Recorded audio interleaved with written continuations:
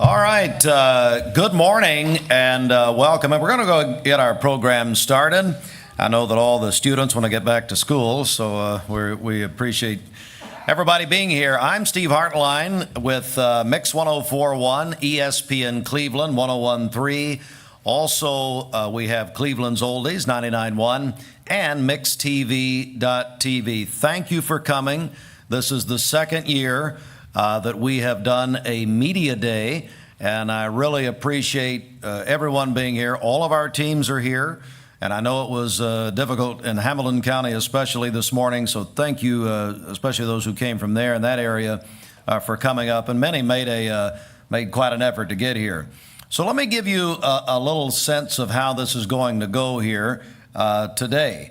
First of all, I want to thank the media for coming. I understand we do have a couple more media outlets on the way, but thank you very much. We do this to try and, number one, we are always concerned at our station since 1957. We are concerned about spotlighting, and we want to spotlight student athletes, and we want to spotlight the great things that they do, and the things that the coaches do, and the things that the families do. This is a wonderful, wonderful time of the year and a wonderful thing. And so that's why we do this. So thank you for coming, to the coaches, to the players.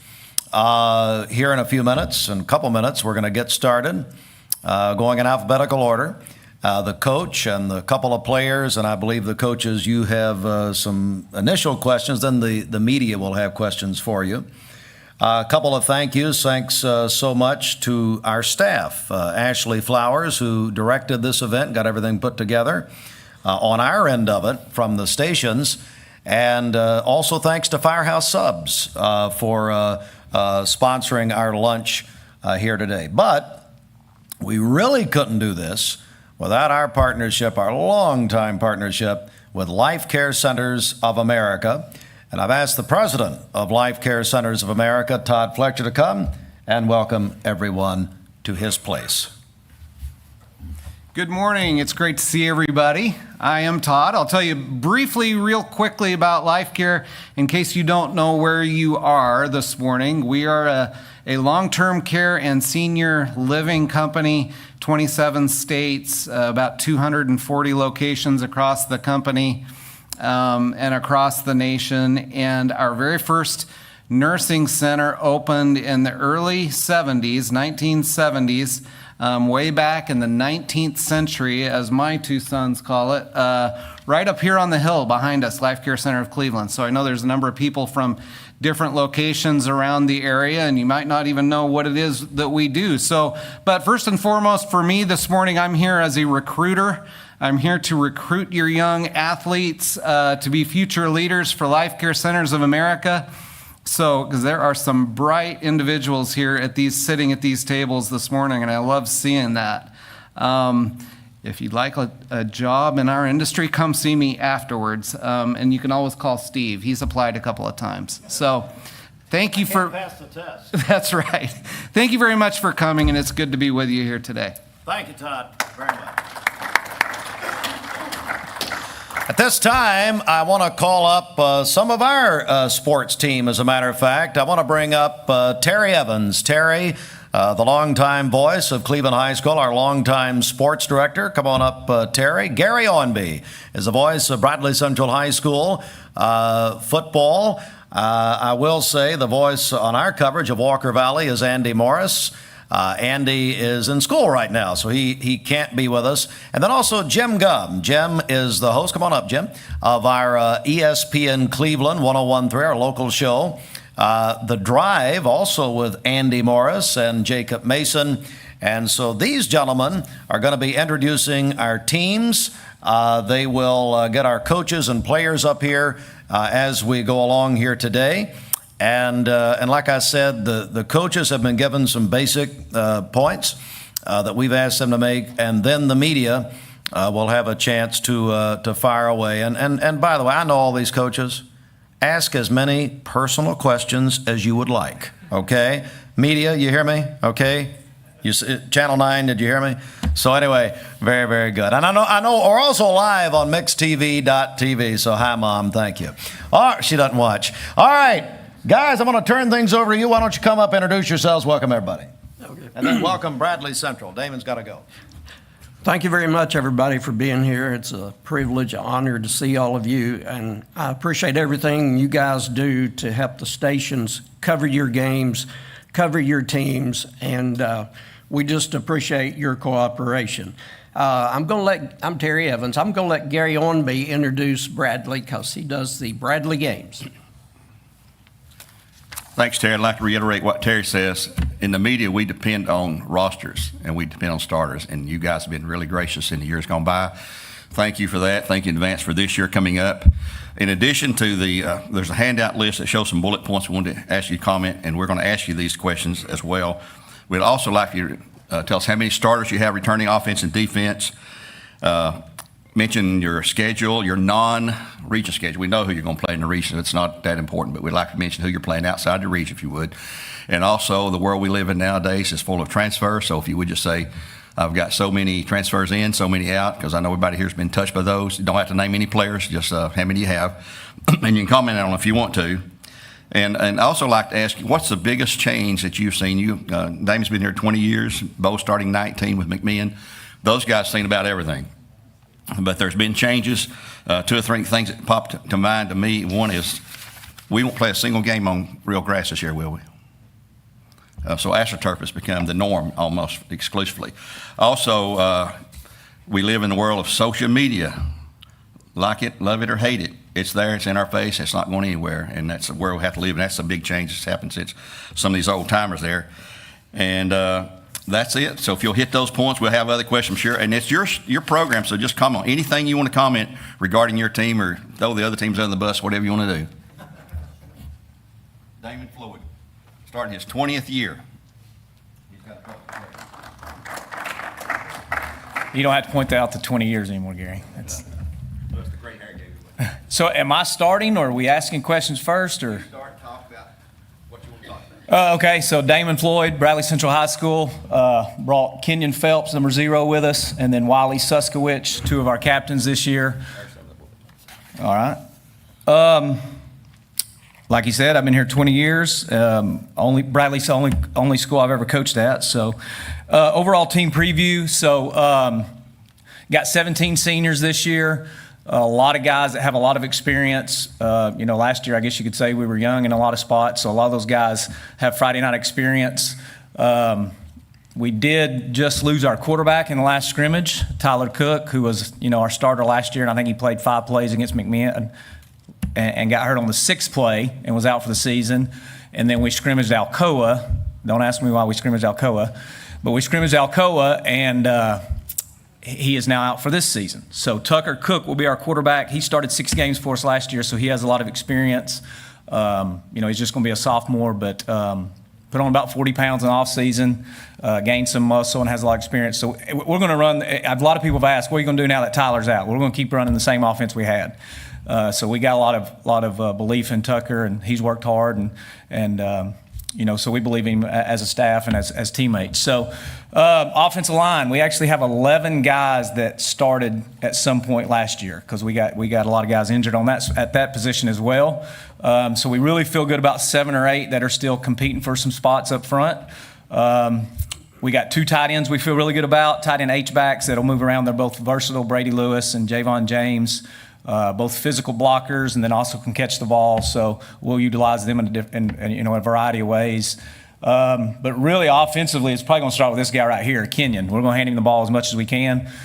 He's one of the strongest players on our team. He made the 1,000-pound club this year, actually set our squat record for skill position with 585 pounds. He's got good speed. He's everything you want in a football player. He's everything you want in a person, and that's why he's a captain. Receiving-wise, we got a lot of guys that I feel can make some big plays for us. Starting wide receivers will be Braden Carroll, Reggie Hubbard, and Spencer McCooch. I think that's all offense positions. Defensively, A.J. Westfield was obviously a big addition for us, and the good thing is we don't have to try to block him on Friday night. He's committed to Tulane. He's got a lot of potential. He's 6'3", 280-ish, and I've never seen anyone that as athletic as he is that moves like he is. So he's got a lot of potential. And then we got 2 more starters back on D-line. Paul Stokes will play nose guard along with Devontae McMillan, and then Zane McIntosh, who's going to be a junior, and this will be his 3rd year starting. And he is a very strong kid that works really hard in the weight rooms and 1,000-pound club as well. Defensively, like I said with Kenyon, it starts on offense. Defensively, it'll be Wiley Suskowicz. He'll be a 3-year starter, and he actually has a chance this year if he stays on pace like he has and averages the amount of tackles he did per game the last 2 years. He has a chance to become the all-time leading tackler at Bradley, which says a lot with the kind of guys that has been through there in the last 110 years. Another player that made the 1,000-pound club in the weight room. So a lot of our guys worked hard in the off season, which really built a bond, and that's where we start our program every year, is in the weight room to build trust and work ethic and those kind of things. Other linebackers we have, Andrew Carroll's back, who started middle linebacker for us last year. A.J. Bentley will play a lot there as well. And then Anthony Perez started at linebacker for us last year. So a lot of guys up front that's play a lot of football. Secondary, a lot of guys going to have to go both ways, but we have good competition there. Jeremiah Brownlow is a guy I want to point out. He's going to be a sophomore for us that I feel has a lot of potential to play corner. And then some of the guys I already mentioned will rotate in secondary. Special teams-wise, we got 2 kickers, Holden White and Noah Canales, that are still competing for that job on a day-to-day basis. And then we have a really good long snapper in Maddox Hampton. So that's the overview of our team. Schedule-wise, obviously in our region, everybody's still trying to compete with Maryville.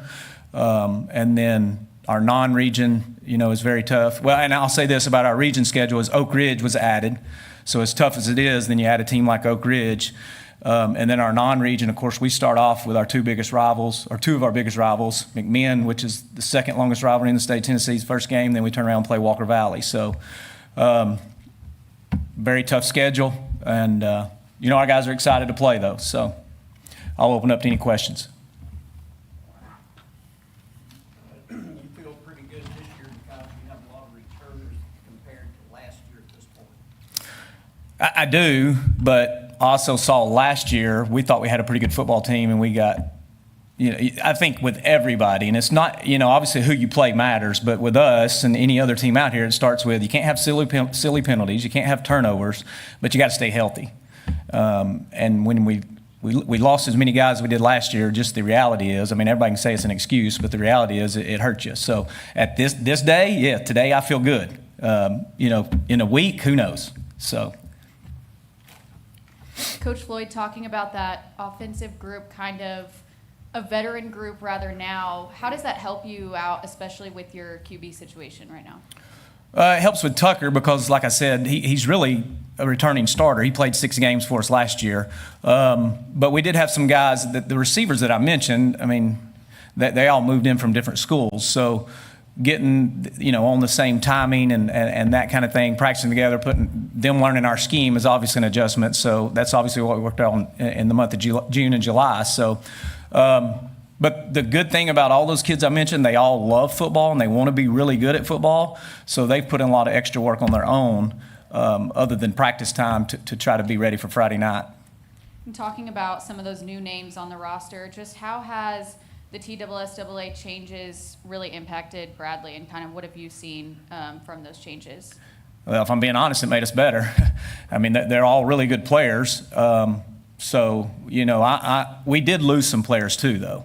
And we lost, a starter from last year's team. But that's the way it is. And someone asked me the other day how football coaches, how you dealing with it. Well, I think football coaches are pretty good, and all coaches in general. Just tell us what the rule is, and we'll adapt, because we don't really sit around and worry about what we can't control. We're going to control what we can control, and whoever's on our team, they're going to practice, and we're trying to get better every day. So, I'd be lying if I said that it didn't help us. Yeah, we got some really, really good players that are really good people as well. I want to ask the players a question. Tell me about being a captain. What do you feel is important about being a captain, and how do you hold each other accountable? Well, we just gotta Get that mic. Hello? Okay. Well, we just gotta lead. To be honest, Coach, he preaches we gotta step up as captains and be leaders, and that's what I've been working on this offseason as far as with the team. captain as well.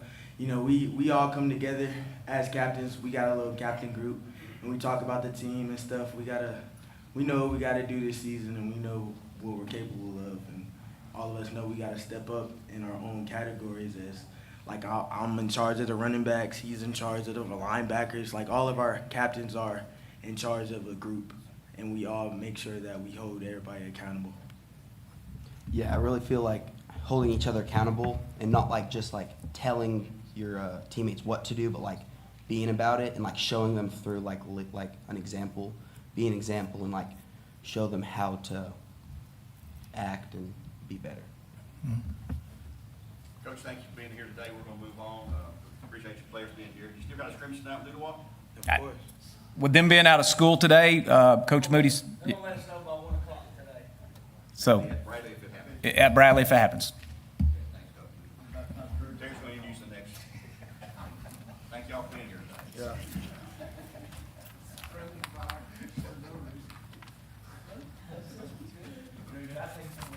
Okay.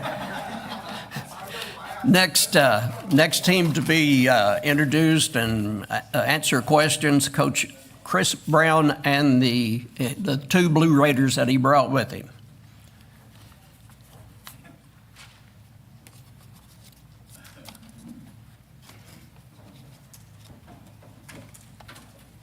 Can I start the questions off before you even comment? Absolutely. Something thinking about coming over here. Do you personally have a routine, like a special breakfast or anything special you do on game day? Not involving the team, but just you yourself. Do you have a pregame schedule for yourself? Any quirks or anything?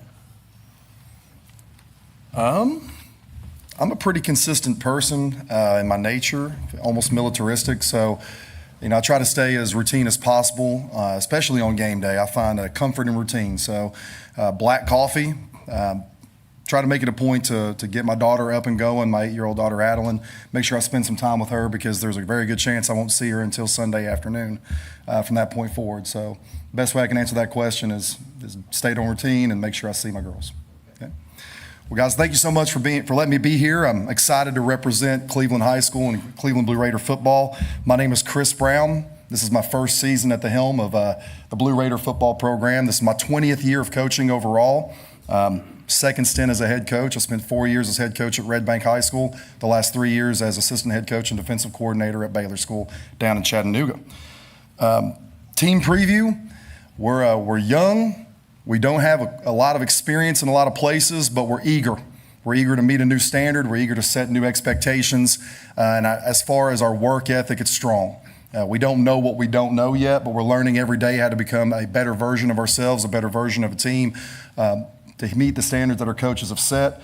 And I couldn't be more thankful to be doing it here with Casey McGowan, our junior quarterback, and Emilio Green, our senior athlete. We play just about everywhere. So. Non-region schedule, much like Coach Floyd said, we opened 2 with Walker Valley and McMinn County, 2 strong opponents. We have Tullahoma on the schedule this year, and also a team that I expect to compete at Finley Stadium, Tyner Academy out of Chattanooga. So we have a challenge ahead of us, along with a very challenging region schedule as well, with the addition of Oak Ridge. Player-wise, I can't go independently on both sides of the ball because our guys play both ways, don't they? Case in here doubles as a nose guard. Don't let him fool you. Just kidding. We're not going to put him down there. Wouldn't be good for anybody, least of all us defensively. But we do have a lot of skill players that are going to have to see time on both sides of the ball. We like our wide receiver room with Emilio Green, Braden Mejia, Kyrie Scott, Kyrese Westfield, who just pulled an offer from East Tennessee State University. We feel good there. We have a sophomore named Cam Wilson who has some dynamic ability. And new guys that emerge every single day. The benefit of being such a young program with about 85 kids in it is every day is a surprise. Now, as the coaching world, that can be a negative, but there are also a lot of positives that you get 15-year-olds can come out of nowhere and make plays that you don't think they're capable of making until they show you that they can. Now, because they're 15, guess what they're going to do the next day?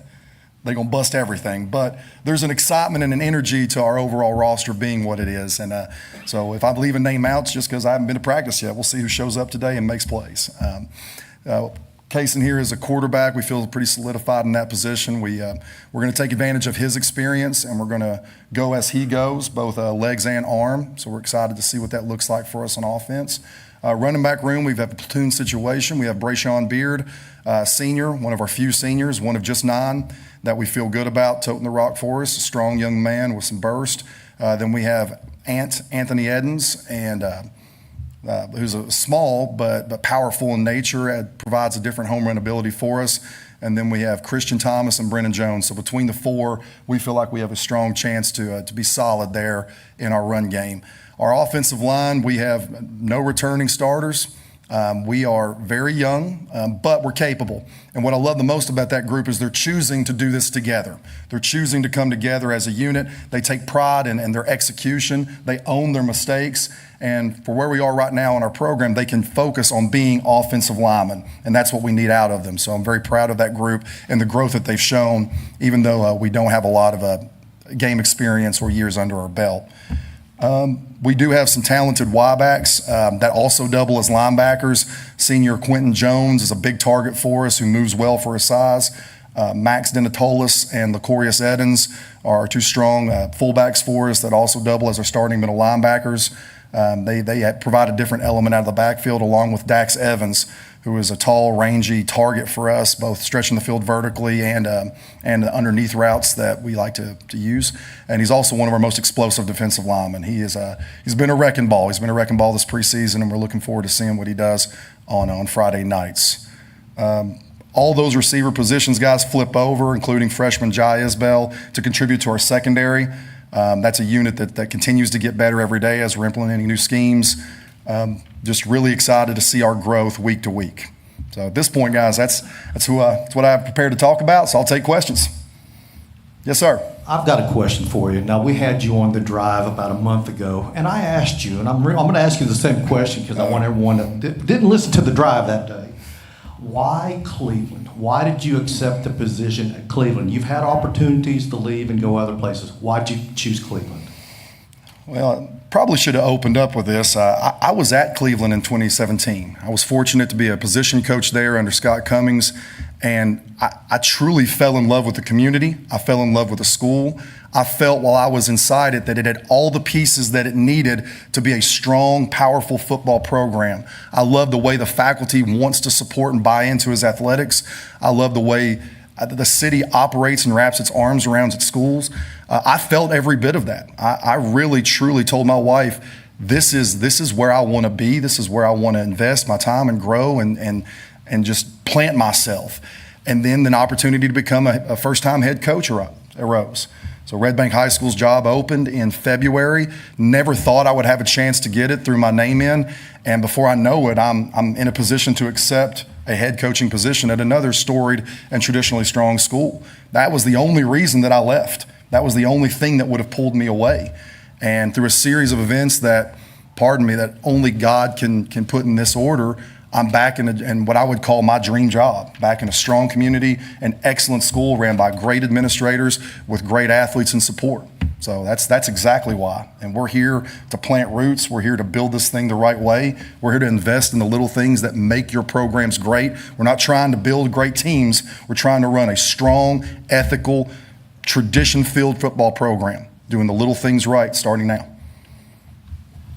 Coach, how many returners how many seniors do you have, and how did the transfer portal help you, hurt you one way or the other? We have 9 total seniors on our roster. A few of those have never played football, but they come out and they work hard every day and deserve the love and attention that they go out and they earn. As far as returning starters, it's bare. I mean, I think we could technically say 3 on both sides of the ball, but I don't believe that's true. So we'll just say we're a blank slate all the way around. We do have experience coming back here at quarterback. We do have an experienced specialist with Sloan Bolaños. I left the kickers out earlier, who's an excellent specialist for us. But from that point, I don't want to sound like a cliche or a broken record, but I'm not concerning myself with what was or with with who is not currently wearing our colors or who's not currently in our program. It's not to say that they're not wonderful kids and families, because they are, but I would be wasting time away from the players that have chosen to be with us, that are on our roster, that go in and put the sweat and the work in every single day, that are buying into what we're trying to be as a program in every capacity. I would be doing them a disservice if I took any time away from these guys. All right, I've got two questions, kind of go hand in hand, so it's going to be a bit repetitive. But first, Kaysen, coach talking about how young this team is, you stepping up as a junior, kind of being a leader. How does that look for you, and how do you plan to take on that role this year? Well, it first starts with it's a privilege to be coached by him. It's awesome. He's a great guy, great person to be around.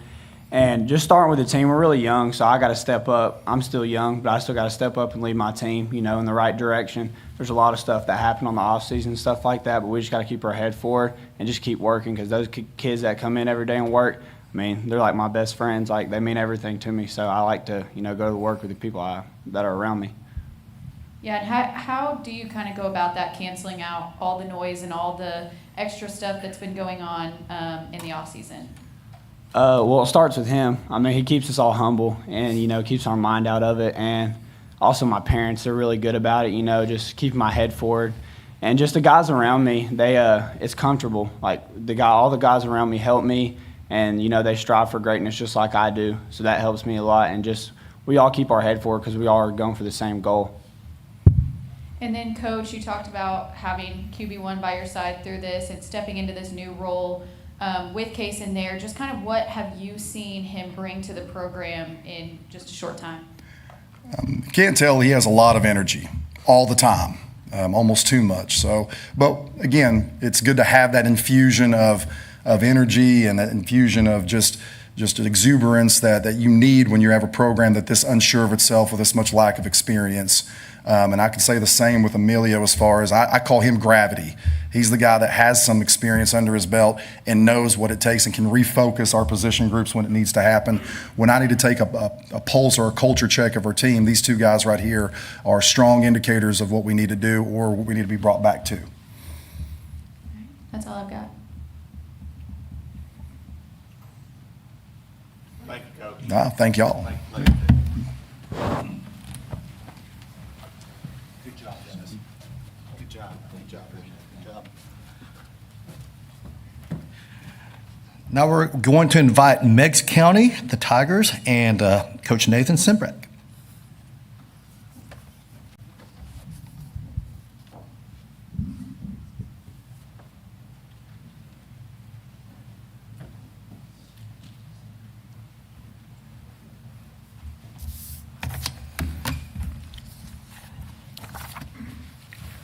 All right, thank you guys for having us today. I'm Nathan Simbeck, head football coach at Meigs County High School. We're really excited about this season. I got Peyton Standards, he plays offensive tackle for us, and Bowen Combs plays receiver and defensive back. Really excited about this season. We got a lot of kids coming back. I think we have 8 returning starters on offense, 7 on defense. We've benefited, kind of like Coach Floyd, we've benefited from transfers as well. This offseason, so we have some kids that think it can help us, and we look forward to that. On offense, we have our returning quarterback, Tough Ricker. He does a little bit of everything for us. He's sort of our spark. He plays really hard, plays with emotion. Really excited about him taking that next step in our offense. Last year was his first year playing quarterback, so there were some growing pains in that, but he's gotten a lot better this offseason, so we're excited about him in year 2. At tailback, we lost our starting tailback last year, and we got 2 guys that are going to share the load there, and that's Ethan Shaver and Cornelius Morgan. Both those guys are a lot different than what we had last year. These guys are fast, and they're real versatile. I think they can be really good for us in the pass game as well. At tight end, we have 2 guys, Briar Roberts and Keegan Linker. These guys are, playing tight end H-back really ain't fun. You probably get 2 targets a game, and then you're blocking the rest of the game. And these guys are real selfless, and they take a lot of pride in what they do. So we're really fortunate to have those guys there. Offensive line, we have All-State Lucas Hughes returning there, Peyton Standridge, Gavin Withrow, Walt Hickman and Braxton Kincaid. There's 3 starters returning in that group. That's sort of where our team starts at. I think outside of quarterback and defensive back, I think offensive line is probably the hardest position to play because you get a lot of different looks, and every time there's a negative play, everybody in the stands yells, block somebody. So those guys have a lot on their plate, and we're excited to have those guys back. Wide receiver is probably our deepest position. Brody Goins, multi-sport athlete, plays baseball and basketball and football. Daniel Mao, and then Bowen Combs. Really excited about these guys. We had them last year. We think this is probably our deepest position that we have. But what I like about these guys is it's no secret we don't throw the football a whole lot. If we throw it 15 times, we probably lost. But so they do a lot of blocking, and they're selfless and they're physical. They do a good job of getting after people on the perimeter. Defensively, like I said, 7 returners coming back. The defensive line, we lost 3 starters there. We got Lucas Hughes, Eli Lamb, and Ethan Talley as our starters there. It's a good group of guys. They've worked hard in the offseason in the weight room. Pretty athletic for big guys, and they play with a high motor. At linebacker, Keegan Linker, Briar Roberts, Tuff Ricker, and Ethan Shaver. Those guys do a lot for us. They create negative plays. We try to blitz at least probably a third of the time. So those guys do a good job. They're pretty good tacklers. And all those guys started on defense last year, so hopefully we can be pretty good in that position. Defensive backs, we have a lot of speed and experience. A lot of those guys last year was their first year starting, and it's very comforting to have those guys back. We have Caden Brewster playing corner, Quentin Bennett at one of our safeties, Bowen Combs, and Daniel Mao. All those guys are pretty fast. They've had a really good June with 7-on-7s and good offseason, so we're very fortunate on the back end of our defense. And then we have Colt Howard, who's going to double up as our kicker and punter this year. But, overall, we're really excited about our team, coming off a pretty good year, but that really doesn't mean anything. Every year is sort of different in high school football. You kind of reset. So hopefully we can stay together as a team, stay healthy, and hopefully make a run in the playoffs. Non-region schedule, we open up the year with Chattanooga Prep, and we turn around and play East Hamilton, and then play York Institute before we start region play. Those are 3 pretty good teams. Chattanooga Prep was 8-4 last year, got put out second round to the state runner-up. East Ham was in the quarterfinals last year, and then York Institute was in the semifinals. So we're hoping this helps us get ready for region play and makes us better. So we're looking forward to that to start the year. I'll open up for any questions. All right, this is for the players. Historically, Meigs County has always been known as a tough, physical team. Do you guys talk about that amongst yourselves about we're going to be the toughest team on this field tonight? I want both of you guys to introduce yourselves and talk about that toughness. All right, I'm Bowen Combs, and I think the toughness goes a long way in the game because if you out-hit the opponent, it might strike fear in them. And also, it can give the upper hand in the game by you can run the ball down their throat or even create a pass game in that. I'm Peyton Sandridge, and I think being tough is a part of football. We run the ball, obviously, but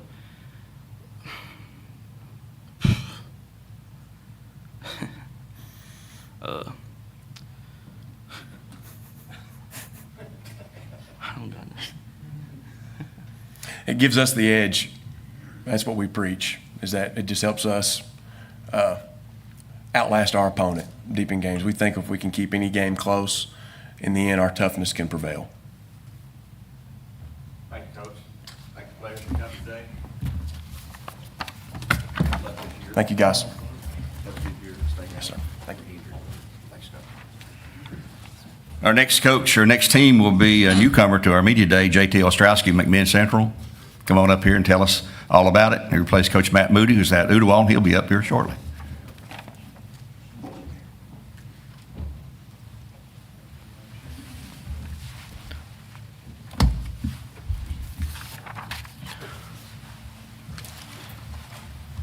Again, thank you for having us today. As he said, as a newcomer, very lucky to be here and excited to be here. This program means a lot to me.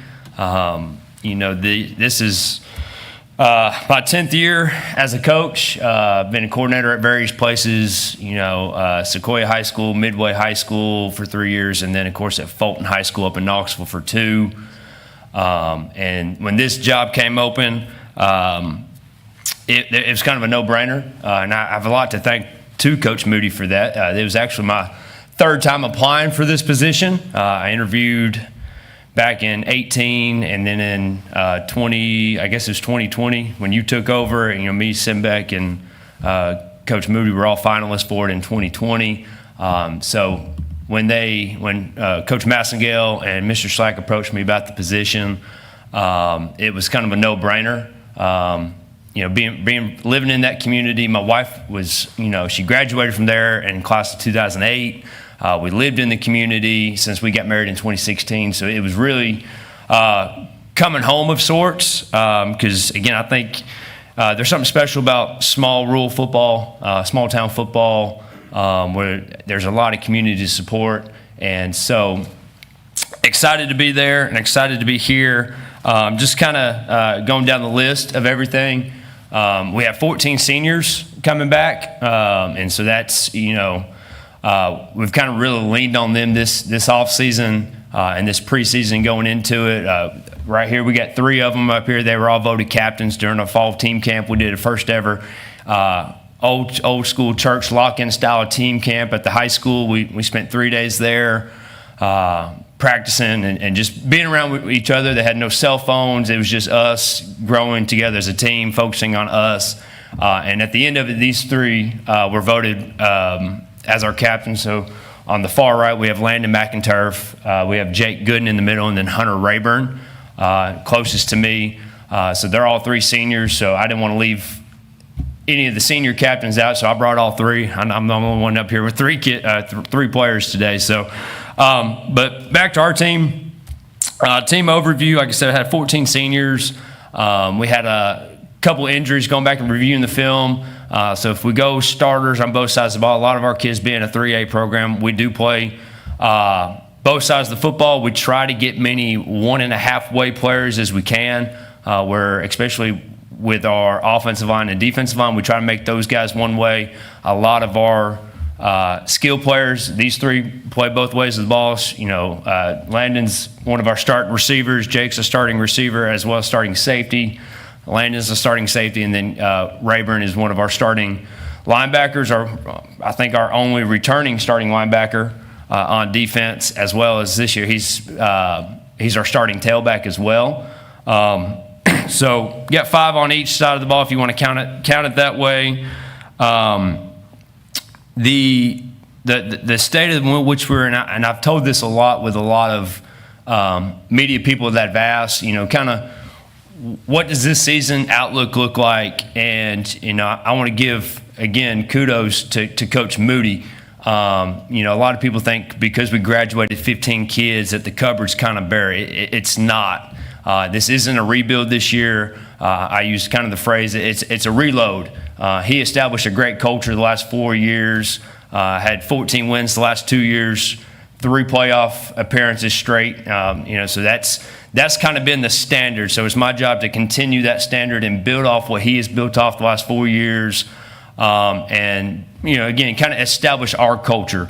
And in our core values. And so we've done a really good job of that this season. This summer, this spring and this summer, they've worked really hard. We've progressed really well in the weight room and in the offense. Coaching wise, we have 10 coaches, and man, this is a really good staff. Again, most of the staff stayed intact after Coach Moody took the Ooltewah job. A lot of our guys stayed put. They're Central guys, and so they were excited. There was no doubt about them staying on. And so when you have a coach like Josh Gooden, who's the longest tenured head coach of 10 years for that program, for this program, to have him in your coaching circle and in your staff as a first-year head coach, man, that's awesome to have. And then, we've added 2 more coaches.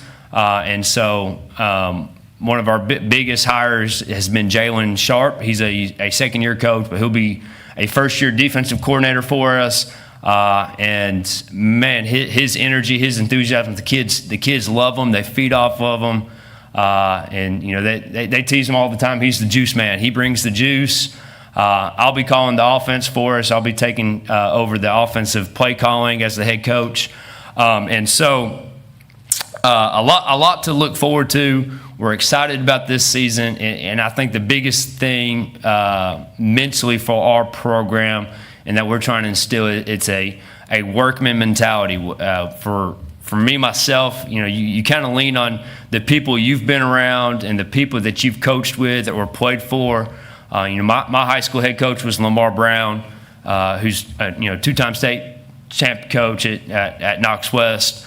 He was my head coach, and so he had a physical brand of football and a very mentally disciplined team. And then when you go off to Maryville College and you play for Mike Rader, I was part of that program in 12, 13, and 14 as my sophomore through senior year of college, where we kind of built that program into what it is right now at the Division III level, where we had 2 conference championships and kind of built that. So you kind of see what it takes to build a program from a player standpoint. Now you get to see it from a head coach standpoint, and just kind of put my brand of what I think is important, what my core values are as a coach on this program. And I think this is, again, a program that can be very successful. It's no secret that in our region, everyone's chasing Meigs County right now. And we play in a really tough 3A district, and where anybody can beat anybody any given Friday. So we're excited about that. But my challenge has been to the team to just come in and work every single day, find something to get better at, and just have a good attitude, have good energy about yourself, and go compete. And that's our biggest thing that we've talked, especially with a lot of first-time starters coming in, just go out and compete every single day. And they've answered the bell. We've scrimmaged two really tough teams in Bledsoe County and Lenoir City. And so to see growth from one scrimmage to the next, we're really excited about the growth and the direction that we're heading in. When it comes to our non-conference schedule, of course, I think, we've talked about as a coaching staff, we're playing the teams we're supposed to play, and there are deep regional ties. We start off with Polk County, which is a great rivalry. At one time, Coach Derek Davis was the head coach at Central. He's a longtime Polk County coach. So to start off with that, that's a big rivalry game. And so we're excited to kick off with Polk County. We also have Tellico Plains on the schedule. Again, another tough program that's 20 minutes away from us. And so we're excited to have that. We got also Sequoia High School, Eagleton Academy up in Maryville, as well as Cumberland County High School. And so we're excited about our schedule. We're excited about us as a program right now. You've asked about transfer portal. I know that's kind of the new taboo thing right now in high school football. We really haven't had much effect from it. We didn't really lose anybody. We have gained 2 players. One of those players being our starting quarterback this year, Bryce Mullins, who's also voted our team captain as our 4th team captain during team camp. Him being a junior, he got stuck at school today. I just took the seniors. But he's a guy that has really impressed me. Very cerebral player. Comes in, works every single day. I think the thing that really stuck out to me with Bryce, just saying like, hey, we're going to be okay with him at the helm, and there's no doubt with him being the starting quarterback. We had a spring scrimmage with Walker Valley that really didn't go our way. We were kind of a little head below water on that scrimmage, which was good. We needed to see that. We needed to see where we were at as a program. And on the way back, he was already watching the YouTube live stream of the scrimmage. And I mean, we just left Walker Valley, and we made it not even to Charleston yet, and he's already watching game film. That's the kind of player he is, and he's had a really good summer. He's progressed really well. He understands the offense, what we're trying to do offensively. Man, we're really. I've told these guys, my offensive philosophy. It's a numbers game. Football is a numbers game. It's a simple game, and we try to really. The defense dictates what we do offensively. We have weapons in the passing game. We have three senior wide receivers starting. We have three tight ends that we can roll in at any given time, so we can kind of do best of both worlds. We can throw it around if the defense dictates that's what we do this week. We can also run the football very effectively, and we have gotten better and have stressed more of that this offseason, and just really do what we do. And so we're excited about that. Defensively, we're still kind of the same. We're running a multiple defensive front, mainly a four-man front. Again, a lot of our guys play both ways. We have one starting defensive end coming back in Bradley Mayfield. He's a senior. He has had a really good offseason in the weight room as well as within our scrimmages and within our practice. He's a good player at our defensive end. Like I said, we have Hunter Rayburn right here coming back as our one of our only starting linebackers, but we also have another linebacker that's kind of earned a spot that's been a really bright spot in Cage McCroskey. He'll be a junior. He's our vocal guy on defense right now. He feeds off of Coach Sharp, and the level of energy that he brings has been really good. He missed our Bledsoe County scrimmage due to an injury, but when he played last week at Lenore City, you could feel his presence out there on defense, bringing the energy, and it was really, really good to see. And then, of course, secondary-wise, most of our guys all started at some point in the secondary last year, due to injuries at some point. But we feel really good about our secondary right now. So we're excited. Like I said, we're really excited to get this season going. We're tired of kind of practicing against each other. We're really ready for the real thing. So we're excited to get the Jamboree done this Friday, where we're hosting it for the local area for the Monroe, McMinn, and Polk County teams. So we're excited about that. And so with that, I'll go ahead and open up to questions. Coach, a couple of quick questions, one for the players and one for you. Yes, sir. How thrilled are you and every 3A team in Tennessee to see Alcoa move up to 4A? Well, I feel really good now that I'm not a Fulton, because that's where they went. They went to that region with Anderson County, Fulton. Man, I think, it's tough. Everyone kind of knows what they are and who they are. One of our offensive line coaches, his son is actually an assistant coach up at Alcoa, so we hear about it all the time. I went to Maryville College, so you get to see what Alcoa is, and they're the pinnacle. That's what every program wants to be. Right, wrong, indifferent. They're the gold standard, and so are we glad that they're moving up to 4A? Yeah, I'm not going to lie to you. It's exciting because, again, it kind of opens the doors for other teams. But at the same time, you kind of want to, they're the measuring stick. So you kind of want to see how you stack against them. And so excited for us and excited for 3A because I think it's wide open. But at the same time, we tell everybody when we play, it's a faceless opponent. We can only control what we can control, and we want to go play. Whoever we play, we're going to give it our best shot. Before we move on to McMinn County, your mascot's a charger. So tell me, one of you guys, what warhorse on your jersey means. Well, if my uncle Josh was here, he tells this story all the time. But warhorse, as he defines it, is a fearless horse that goes into battle no matter the circumstance.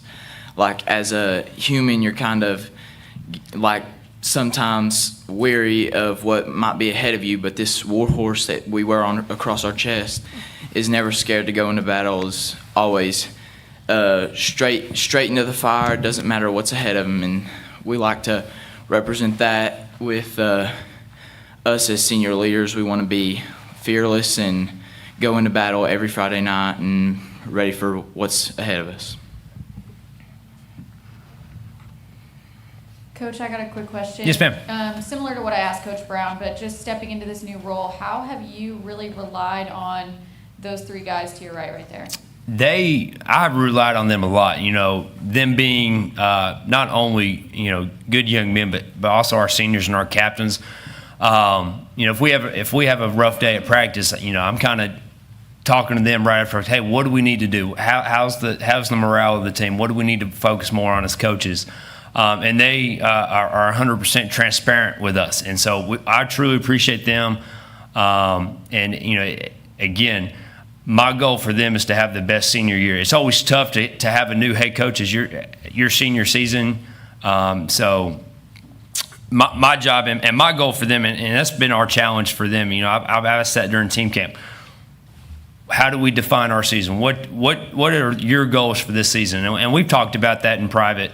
And so I think that's the biggest thing, is relying on them, and trusting them, and just again make sure that I'm held accountable, because they've had such a good career, and I just kind of again continue the narrative. They've been to the playoffs the last 3 years. I don't want their senior year to not be a playoff team. So that makes me coach harder for them. And so, I'm excited to coach these boys and just have a small part in their high school football memories. And then talking about the scrimmage at Walker Valley, kind of since then, what has been the focus? And you talked about it not going great. So what have you really been locking in on? Yeah, no, I think that was the biggest thing is when we scrimmaged in the spring, everything was new. We had 10 days of practice. It was all brand new. So get to the point where we're at right now, where there is a lot more buy-in to what we've been doing. They kind of can see the reason behind the madness of what we've done. And overall, a connected team is a dangerous team. And so I think a lot of it, we spent all summer together. We did the team camp together. We're growing together as a team. And there's a sense of trust there amongst the players and the coaches. And so that's the biggest thing, is in the spring, everything's new. You had 10 days. And so now that you've spent 3-4 months with each other, there's a very much calmness and just a readiness for the season. Thank you.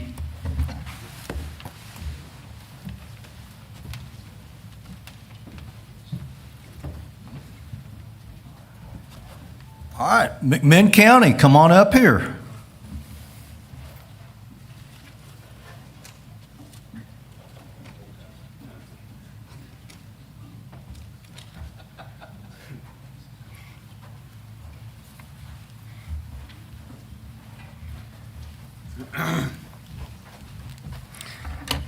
Thank you guys for having me. I'm at McMinn County. My name's Bo Cagle. This is my 19th year at the school. I'm still chasing Damon, and he's probably waiting on me to quit. I don't know if we can wait on each other long enough. I brought these two guys up here. We haven't had captains yet, but we've got several that I could have brought with us, but these are two good ones. Cousin of Jack Gooden, was up here speaking a minute ago, and Peanut Dyer, running back. He's a Sam linebacker for us. Let's see. Team preview. We've got a bunch of guys returning from last year. I think that we were just talking about it. We had in that playoff game with Oak Ridge, we had 11 starters that would be returning. We have added a new one, so it'd make it down to 10. We've got 2 offensive linemen that are hurt right now, so that drops us down to 8. So we've got 8 on offense. If we were to start today, hopefully we can get those guys healthy and ready to go. Defensively, we've got two defensive linemen, really 3. One of the guys got hurt about midway through the season. He'd have been a starter for us all year. He's returning. 2 of our linebackers are back, and then 1 in the secondary is back. So we've got plenty of returning starters. Jack here is kind of like he's our vocal guy. He's the guy that does things right and helps us on the field. At Sam linebacker on the outside, he's not the most athletic looking or the biggest and strongest. But, like we say, we win with kids like Jack. I mean, and that's how we're going to win football games, the kids that play really hard. They're going to be in the right place, do things right. As far as our secondary goes, or our specialists go, we've Ace Cagle, he's our long snapper. We did get a transfer from Meigs, Mike Kurskauskas, I think's how you say his name. He's a kicker from Meigs. He'll probably punt. Luke Lawson's punting too. We brought in Maddox Frazier yesterday, and he may punt for us too. We lost our punter. We had him back from last year. I think he was pretty good for us. And our Will linebacker decided he wanted to really tackle our JV quarterback and broke his collarbone in offseason, so he's out for the year now. So he's done. So if you're playing our JV, it's gonna be a lot of fun because we've really got a linebacker playing quarterback for us in our JV. It's hard for me to talk about a bunch of them. Peanut that guy's a bowling ball, and he can really run. Playing running back for us. I know that he is just chomping at the bit to get the ball, and I tell him every time he walks by our offensive coordinator just to whisper in his ear, give Peanut the ball. Give Peanut the ball, and just so he'll have it psychologically to give him the ball more during the week and during the game. But we've done a really good job of opening up the offense since I left the offense is the main reason with that. Throwing the ball a little bit more. But you guys know it's a McMinn County team. I think Meigs, they're a lot like us. When he was up here talking, I said, it sounds like us. We want to be the most physical team on the field every time we walk out there. We don't want to worry about the scoreboard at all. We're going to play as hard as we can play. We're going to be great teammates. And then at the end of the game, we'll look up at the scoreboard and see who won or lost. The other team doesn't dictate how we play the game. We do. That's our responsibility. We're going to prepare well. We're going to play hard each week. And we're going to find 22 guys or 20 or however many's on the field, 11 at a time, that want to buy in and do the things that we want to do it the right way. And that's how we go about things. There'll be people that don't play or we'll lose people. I know you talked about transfers in and out. We don't worry about that a whole lot. We know that we're going to do it a certain way with a certain standard, which means we're going to lose players, and that's fine because our standard is our standard, and we want kids to know that when they play here. If we didn't have that, these guys would hold me accountable for that, and I'm glad of that. So we've got that. So we're going to walk on the field, and I say it every Friday night. There's only two things we can do tonight.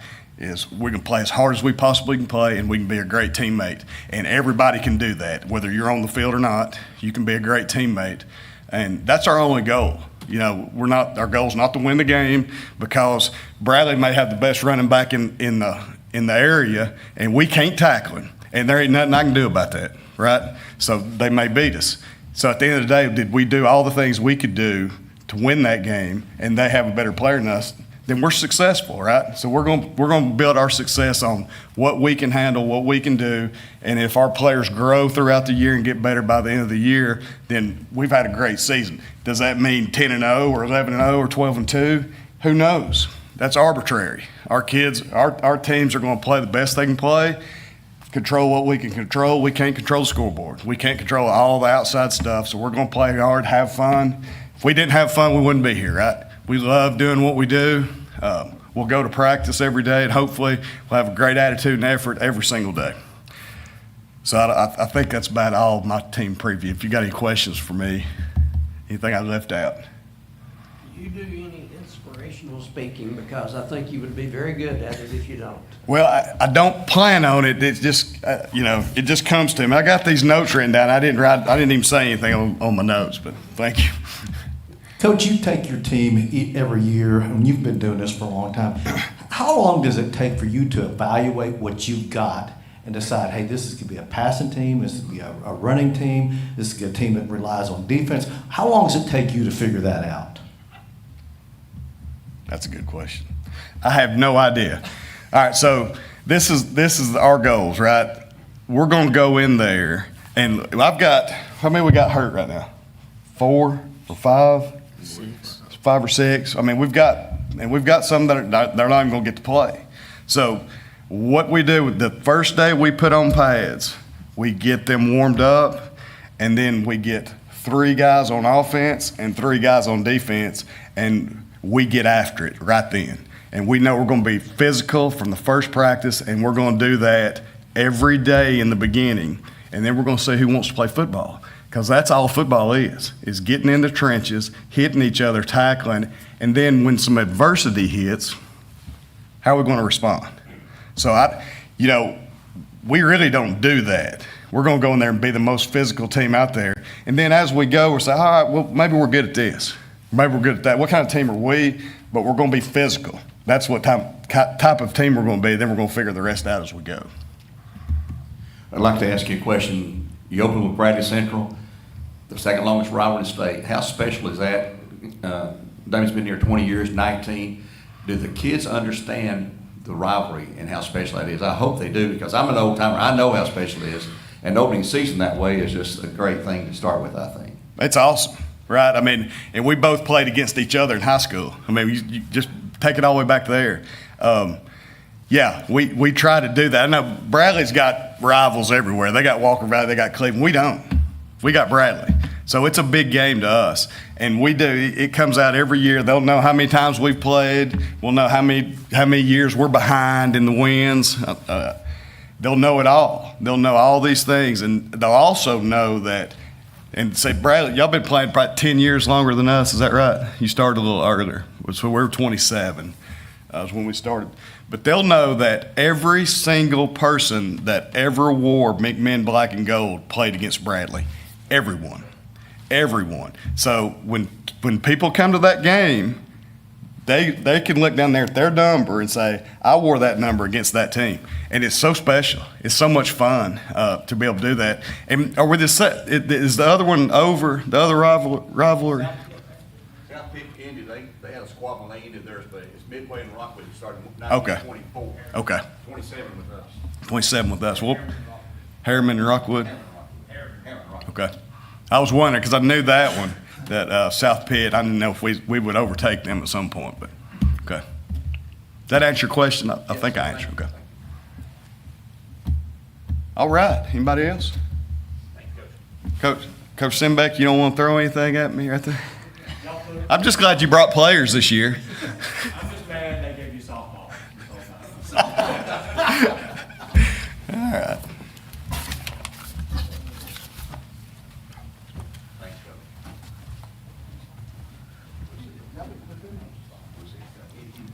Okay, we got Coach Matt Moody and the Ooltewah Owls up next.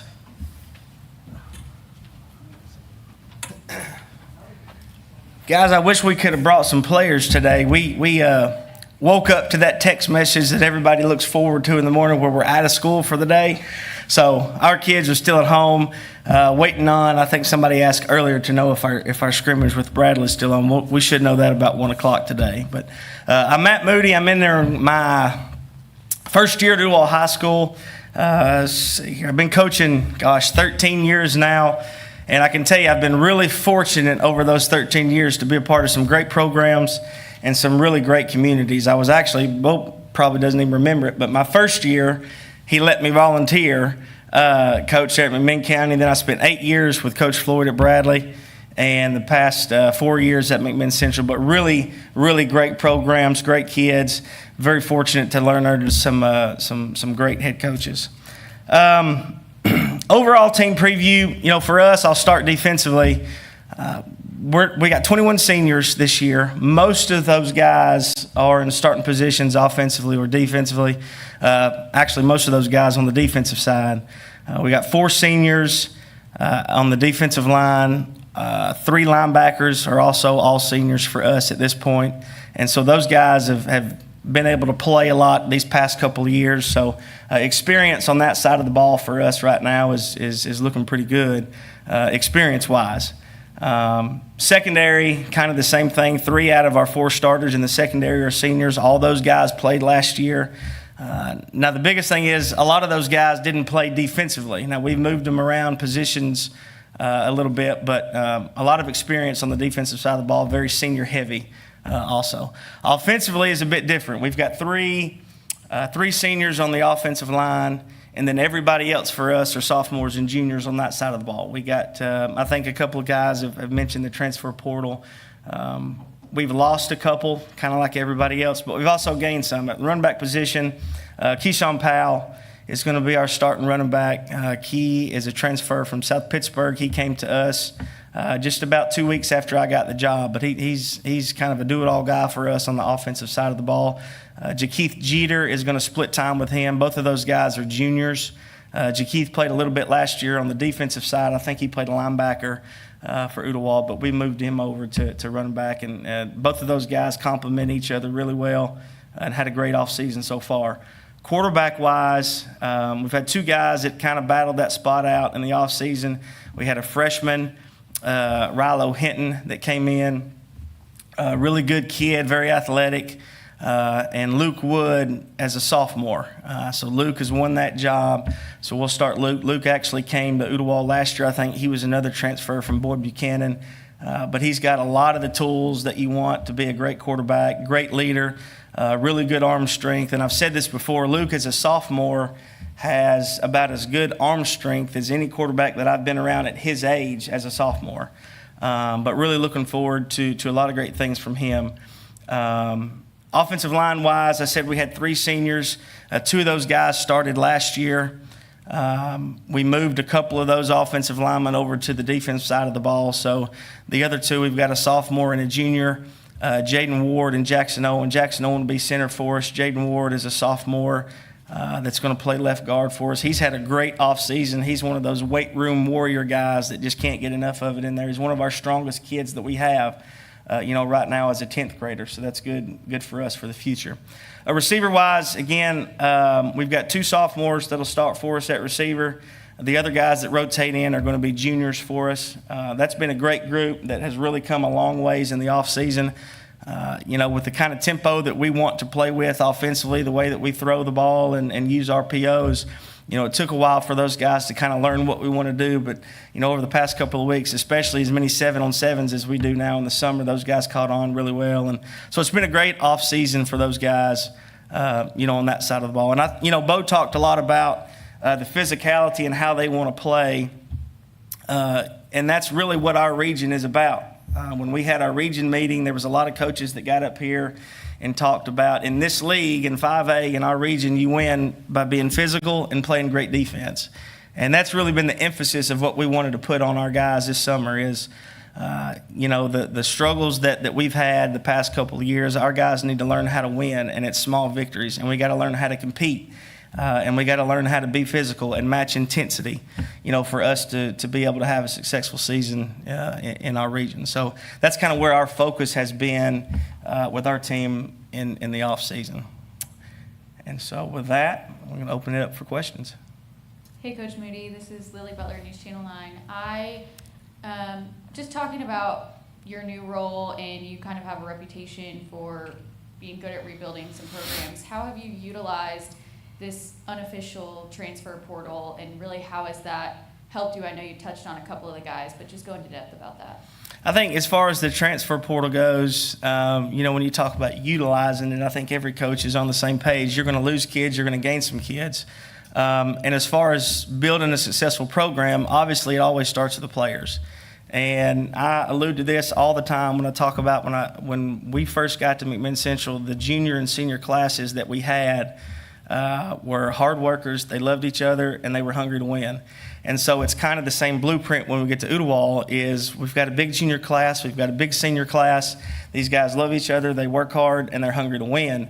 And it's really a cool thing to see our guys kind of take in and accept these other guys that have transferred in pretty quick. And the main thing is if you're going to play for our program, you're going to work hard, you're going to act right, you're going to do the right things. And those guys have been a great example for the guys coming in so far. So I hope that answers it. Yeah, do you see the guys that are already there and kind of welcoming in those new transfers, do you see them really stepping up as leaders and helping in that way? Yeah, absolutely. And like I said, I brag on those upperclassmen when we first got to McMinn Central and how this class of juniors and seniors really reminds me a lot of them. The best teams that I've ever been a part of have always been player-led teams. And I think that our seniors have done a great job of making sure that the younger guys are doing what they're supposed to do, holding those guys accountable, not just vocally, but by example. showing up every day to practice, showing up every day in the off season to work out. And one of the biggest things that we talk about this season is we haven't had very many attendance issues in the summer, which is something I know we always deal with. Guys that need to be there, that need to be working, haven't missed in the off season. So I think that, at this point we're headed in the right direction.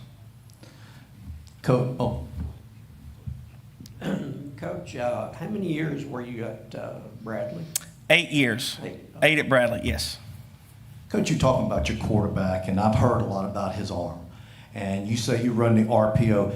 Does he feel comfortable running the RPO, or would he rather be in a pro-style offense? I think that he's adapting to it. He's a guy that's played a lot of 7-on-7 growing up, and so he's comfortable back there in the pocket. Now, he's a little less comfortable when we get in scrimmages sometimes and guys are running at him, so he's had to grow it in that aspect. But, as we've progressed in the offseason and the past couple of scrimmages, he looks a lot more comfortable in running our offense. So we've been able to get in some rhythms and get into the tempo that we want to play with. So I think he's coming along, and all things point towards him just continue to get better and better. And the great thing is he's 15 years old. He's only a sophomore, so we've got him for another 2 years after this. But like I said, he's a hard worker. He is asking to watch film every day after practice, before school, all that kind of stuff. So his head's in the right place, and so we're excited about what we think he can be for us. Anything else? All right, thanks.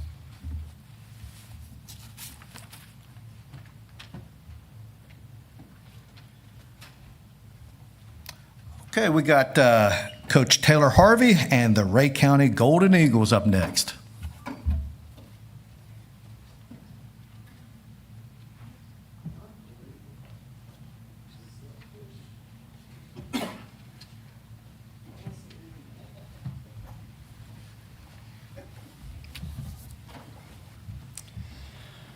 All right, guys. My name's Taylor Harvey, Rhea County High School. I've been coaching for, this is my 13th year, second as the head coach at Rhea County, taking over after Mark Pemberton, who was there for a long time, had a lot of success. We've grown a lot from kind of adapting from the past to where we're at now. A lot of that is because of these two beside me, with Mason Ford on the end. He's our running back, wants to play defense, but I won't let him. Austin Fugit is our everything, our athlete, our kicker, kick return, punt return, receiver.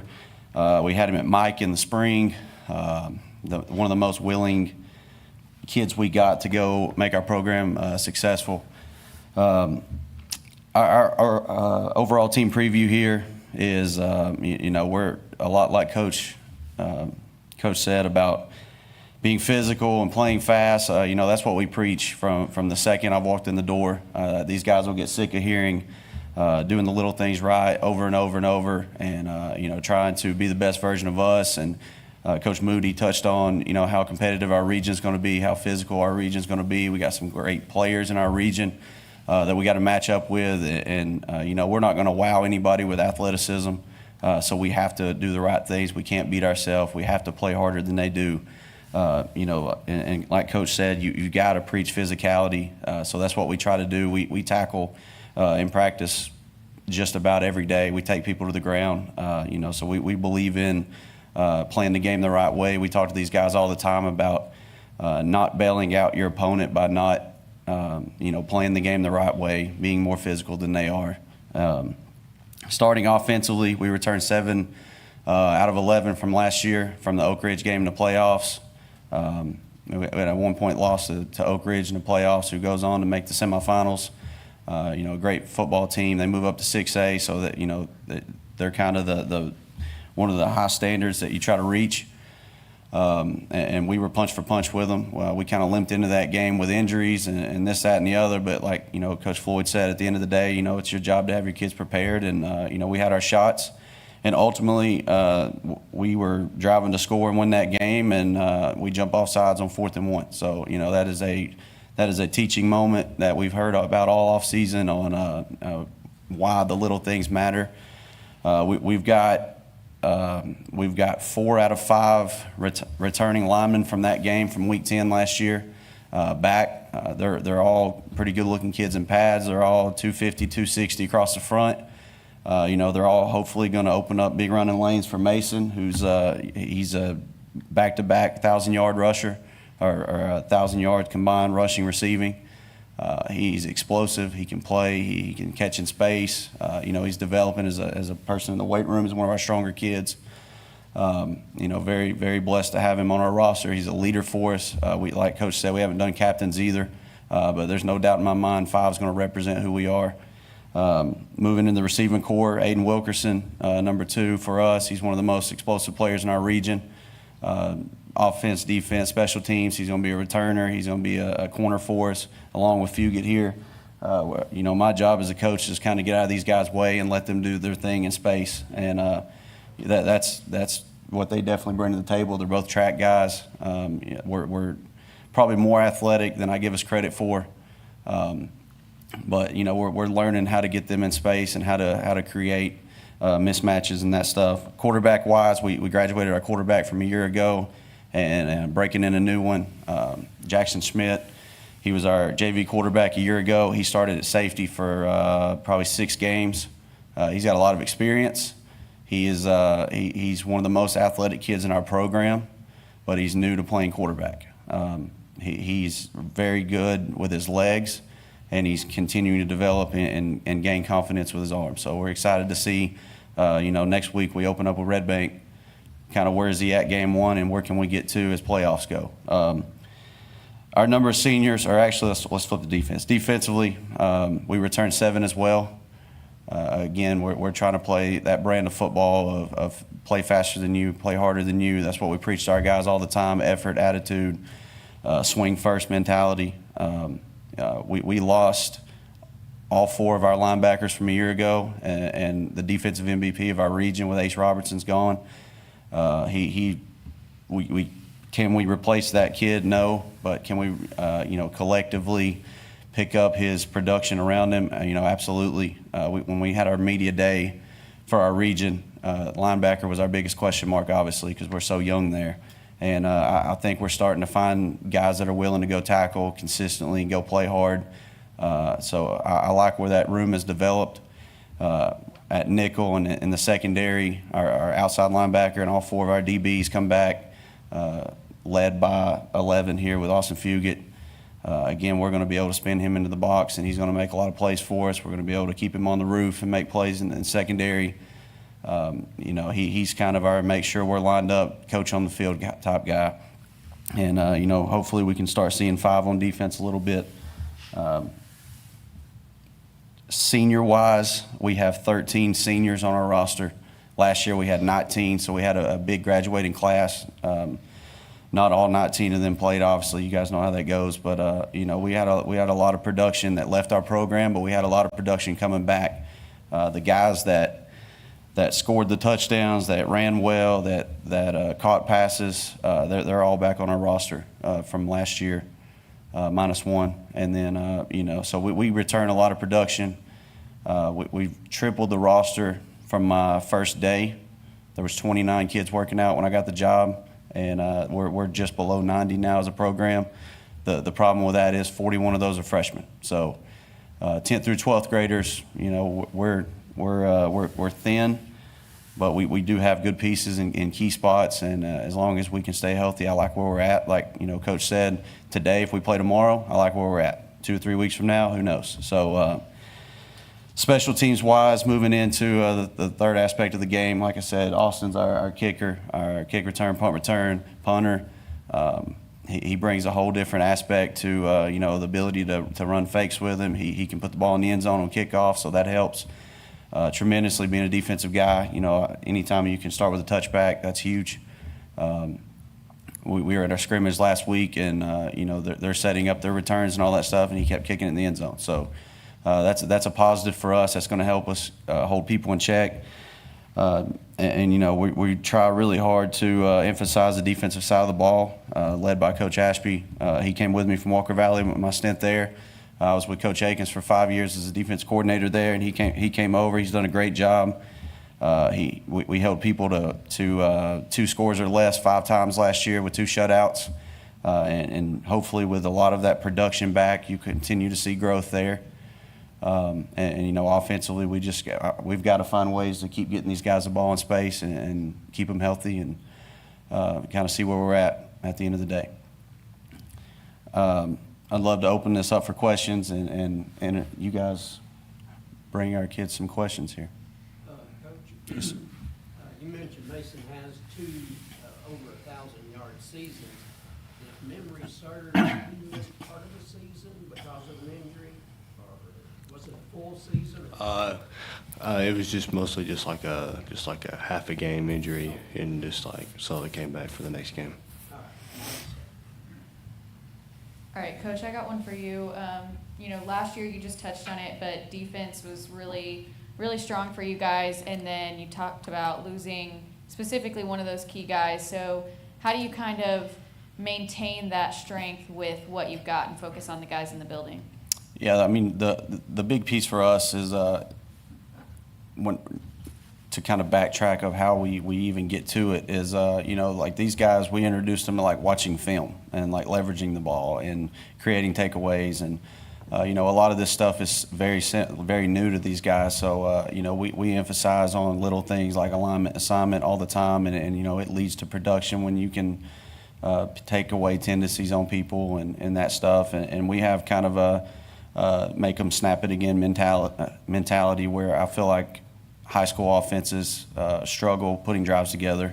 And so if we can just not give up explosive plays and not beat ourselves, typically defensively you have a chance to have success. Right here, Coach, just for the two players, both of you guys have been in the program for a while, and you've both been very productive and successful. I want each one of y'all to answer this question: where can I improve the most? I could probably improve to be more of a team leader. I like to get loud and route the team up, but I could also be the guy that is more humble and help when they need help. If I can join forward with that, I'd say I'd probably need to help be more of a leader too, and I think I also need to help kind of bring the younger kids around because we have more younger people than like juniors and seniors, so I think it'd be nice to have them step up and take some more roles.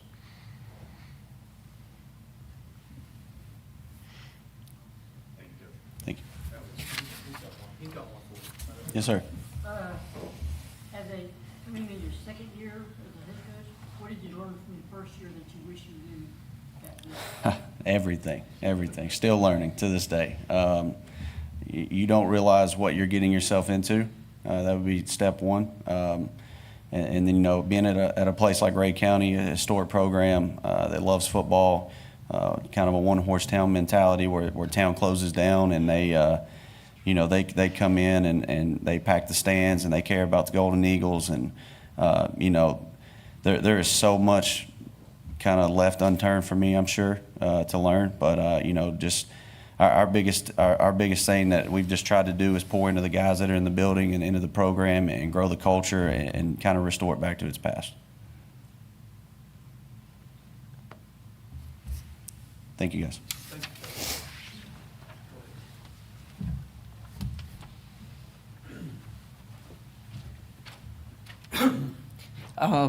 Before Walker Valley comes up, are we sure we haven't overlooked any team or anybody? Okay. Drew Akins and a couple of players. Drew, thanks for your patience. Maybe next year we'll go in reverse alphabetical order. But anyway, Drew Akins and the Mustangs.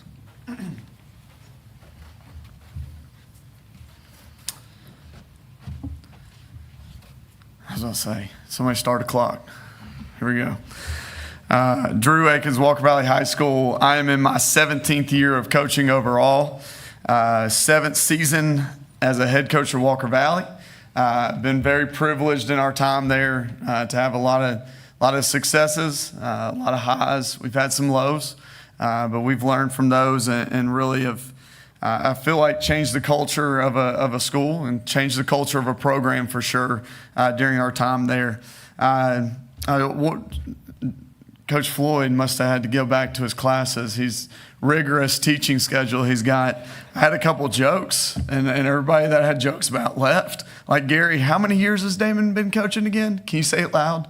This starts his 20th. 20th year, okay. I just wanted to hear that one more time. Hey, Coach Moody, if you need an agent, I think JT would be a good one for you, man. He's your biggest fan. That was fun to hear, man. Pretty cool little room, man. This is always fun to be a part of. It's fun to come and hear other coaches talk about their programs and talk about the things they care about. It's not just about the football. You hear every single coach that's up here end up saying something about the culture or the kids and the group that they have, and that they're excited about a season, not because of wins and losses, but because the group that they have, they're seeing great things from. So this is always a fun day where we can get a bunch of coaches in the same room, the best players at each team in the same room, and just talk about our teams. And I appreciate Mix 104.1 putting it together. I appreciate Life Care Centers for having it. I appreciate media people for being here. It really is a fun day. So I'm going to get into this. JT is kind of taking the torch on talking the longest. So I'm going to try to beat him so it's not me anymore. We can make jokes about him. We got 21 seniors. Several of them are contributors for us. We got 4 returning starters on offense, and we have 6 returning starters on defense. We'll go through the positions here in a little bit. Schedule-wise, we start out, we'll know exactly who we are real quick. We start out with Cleveland High School, Bradley Central High School, McMinn County High School. That's our first 3 games straight out of the gate. There was not a whole lot of choice in that. It was do that, start with that, or don't play some of our longest rivals. So Tito Sway sets our region schedule. So they put us in McMinn right off the bat. And then, the only openings we had other places was against Cleveland and Bradley. So that's the way it worked out. We're excited to start out the year that way. And ultimately, we always say this in our conversations as a team. Those 2 games are important, and I've learned more and more how important those games are.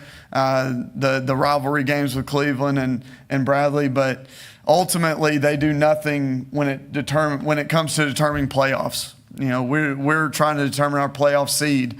And the games in our region matter way more than those 2 games when it comes to playoff success. So we talk about that a lot, and we talk about what it means, what those games mean, and they absolutely mean a lot to each kid and to me as a coach. But ultimately, we're focused on our region schedule, which has been talked about, has gotten more difficult. Our region adds 2 teams that are playoff teams.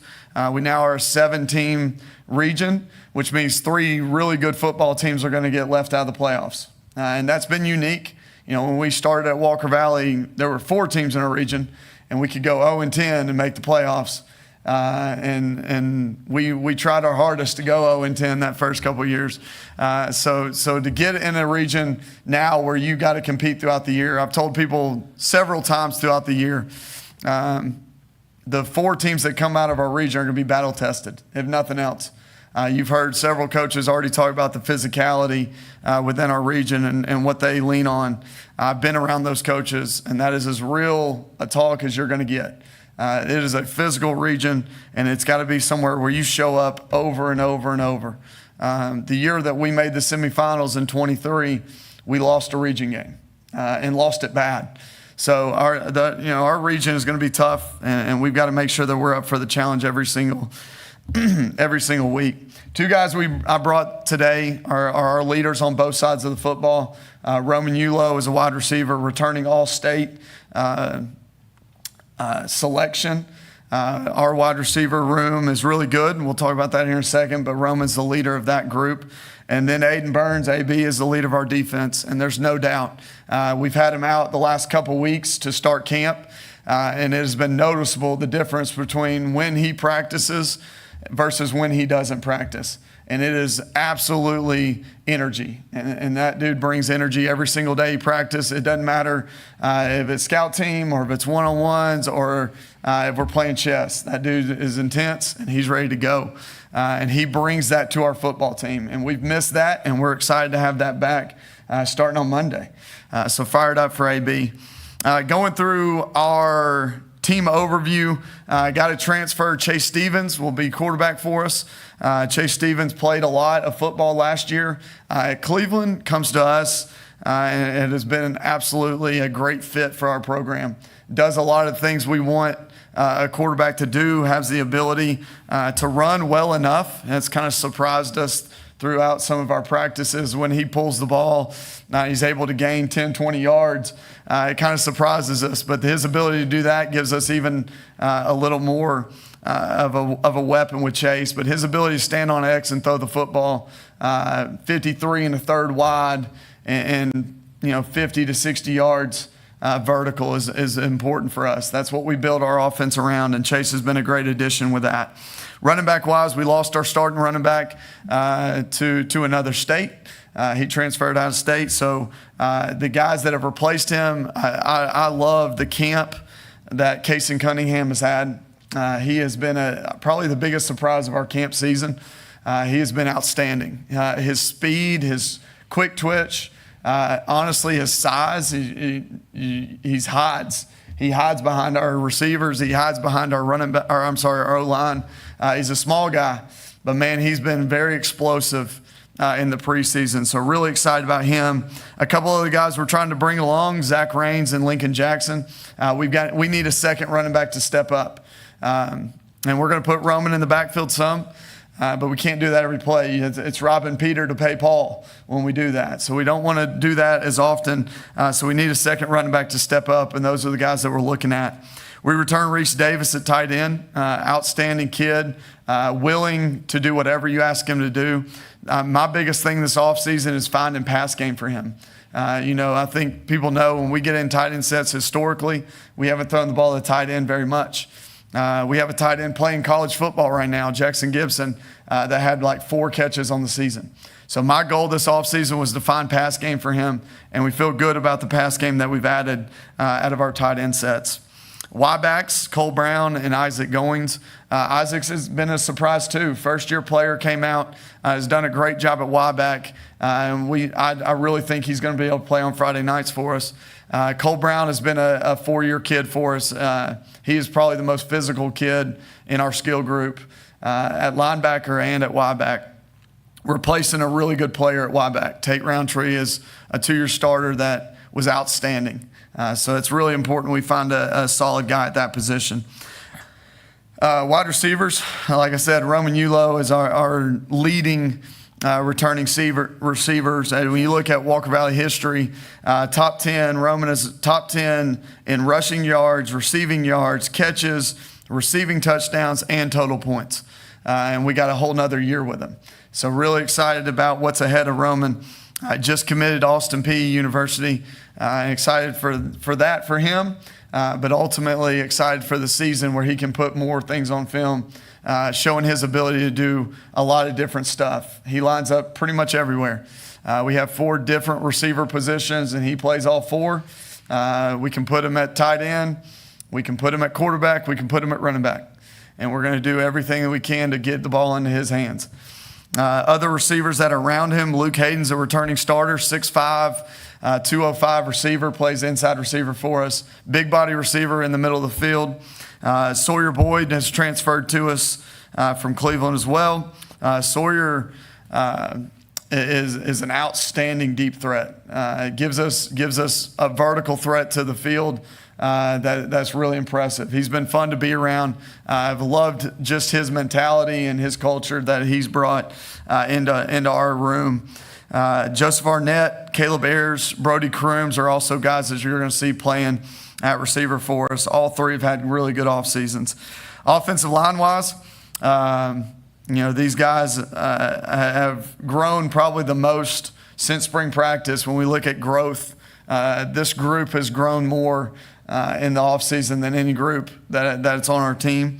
Ashton Roshak, Caden Lassen, Our center is another transfer, Drew Dugan. Jarnigan has been a junior that's come in and done a great job. Really excited about him as a junior playing. And then Cooper Bitzel. Our backups there, I really think we can play 8 guys up front right now. Barrett Burks, Braden Blair, and Lane Ferris. That group of guys, I think those 8 are what we're going to see on Friday nights. And all 8 are going to have to be really successful for us. Moving to the defensive side, Lane Ferris, Eli Robinson, Godsey, Jonathan West, Chance Wells, Reese Davis will all get playing time at defensive line. I think Lane is the only one with experience up there. We graduated a really good defensive line last year, a defensive line that was really tough. And losing that group, we've had to replace those guys. So we have very little experience, but we've been really proud of the guys that have stepped into that role. We returned all 3 linebackers. So for what we lost at D-line, we gained experience at our linebackers with Braylon Beard, Tyler Goldman, and Caleb Jackson at linebacker. We also got some good backups at those positions too. Cole Brown, again, Zach Raines, and then Miles Hawk. Miles Hawk is a kid, he just has a magnet for the football. The ball just finds him. Just finds ways to recover fumbles, create interceptions. It's really impressive, the things that kid does. And then at the defensive back, again, Aiden Burns is our leader. He's not only the leader of the secondary, but he's the leader of our football team. He's the leader of our defense. We look to him for energy. I tell people the story a lot. There was a group, his group, that came into Walker Valley. We hosted a camp with them as 8th graders. And that was a big camp. It was Roman was in that group, and a kid that's at Baylor was a really good player with that group. Dawson Stun was the quarterback of that group. But for some reason, man, Aiden was the one that I was drawn to. And Aiden was just excited, and he was fast, and he had a ton of energy. And from that moment, I got a picture of me sitting and talking to him at that camp. And from that point to now, he's the same kid. Has the same joy, has the same excitement to be on a football field. So love that kid and such a great leader for us. Michael Wood is another returning starter for us in the secondary. Thavin Scruggs is a transfer that's going to start corner for us. CT Gunner's playing safety. Miles Hawk is going to be a hybrid. He can play linebacker or safety for us, and then Lincoln Jackson. So really excited about that group on defense. They've had a great preseason. They are tough to go against in practice, and adding Aiden Burns back to the mix on defense will bring a shot of energy into our guys that I'm excited to see. So again, thankful for this group, thankful for the questions that we've had, and thankful to just the opportunity to come talk about our team. Guys, I have a couple questions for you all. So Coach talked about that, out the gate kind of competitive start to the season and that kind of tough schedule in the beginning. How has that changed the offseason for you guys, or has it changed it at all? And kind of what are the benefits of that? We're not really looking forward to who we're playing. We're just looking forward to when we play. I wouldn't say it hasn't changed anything. We're all just a bunch of guys that are excited to go get out on the field and be great for each other, just playing with passion and excitement. So to answer your question, I wouldn't say it changed a lot. I mean, maybe a little bit more energy with the excitement of the teams we're playing, but we're more excited to just get out there and play with each other than who we're playing against.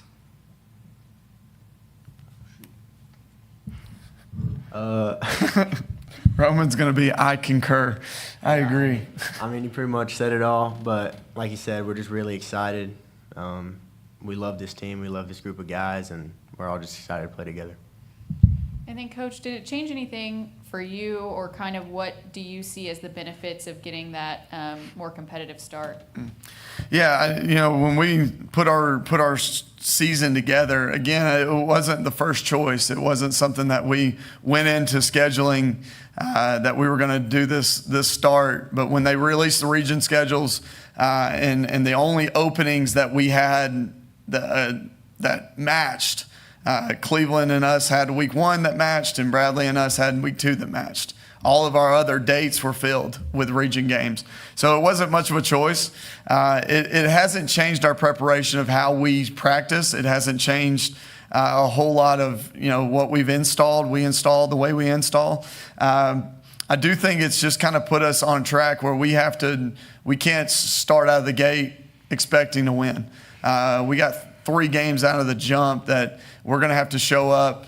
Not only, I think the biggest fear as a coach is you got to show up physically, but you got to show up emotionally 3 straight games that are community games, that are rivalry games, that are really tough. I mean, it's going to be something that we've got to focus on and make sure we understand, like other guys have said in here, the scoreboard doesn't determine our success. I told somebody when we were leading up to, I guess we were at the other mix thing with the in-county coaches, I said, I just really like this team. And I don't know if that means we're going to have a ton of success on a scoreboard, but it does mean that I think we're going to reach potential if we keep working the way we're working. So we're not going to determine, Cleveland and Bradley don't do anything to determine playoffs for us. So we're going to make sure that we keep the main thing, and that's our number one goal, which is competing for a region championship. And if we can focus on that, then I think those things will handle themselves. And guys, with such emotional games and so much emotion involved, how do you kind of put on those blinders and just block it out? We always preach just next game. Like, we're not looking 3 weeks ahead, 2 weeks ahead. It's always the next game's the most important because it's the next game. So we just like to talk about that. Yeah, I think you said it pretty well. We're more worried about who we're going to be today rather than what the scoreboard says on Friday. So, yeah, pretty much just agree with what Roman said. These guys got good coach speak, man. These are culture guys, man. Good culture guys. Okay. Andy Morris told me a little bit about your uniforms, and you and I talked a little bit about this when you walked in. So give us the backstory of the Powder Blues. Do you have the designated games when you're going to wear them, and how did you come up with this? So when I got to Walker Valley in 2019, I think at one point we walked through the gym at Walker Valley, and I think there were 16 to 18 different WVs or horse heads in there.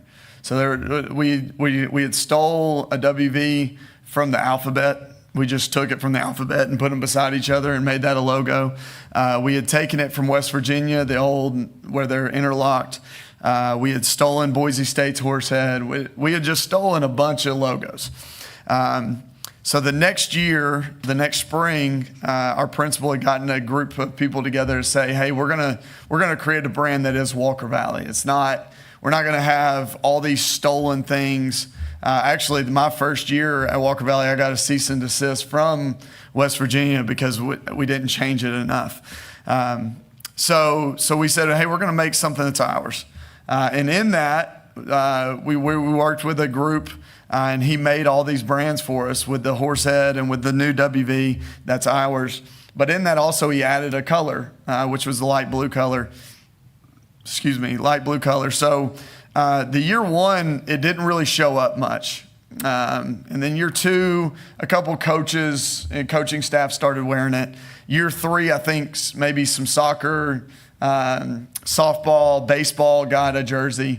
So it's just kind of morphed into a true alternate color. So, navy and gold are our true colors. That's our primary colors. But it's nice to have that alternate. The new jerseys are unique. I think they're different than the other jerseys we have.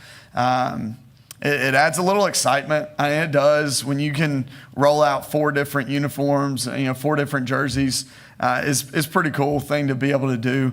The first time we wear it will be an exciting night. It'll be a historic thing for our program. But ultimately, we don't have a set schedule of when we're going to do things. I let these guys decide what they want to wear.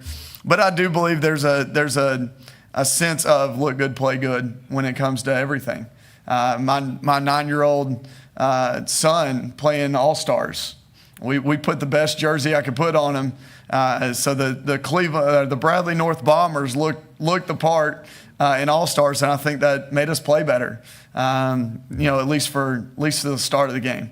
Now, once you get punched in the mouth, your jersey color doesn't really matter. But hopefully we adjust to that even without the jersey excitement. Thank you, Coach. Hey, thank you guys.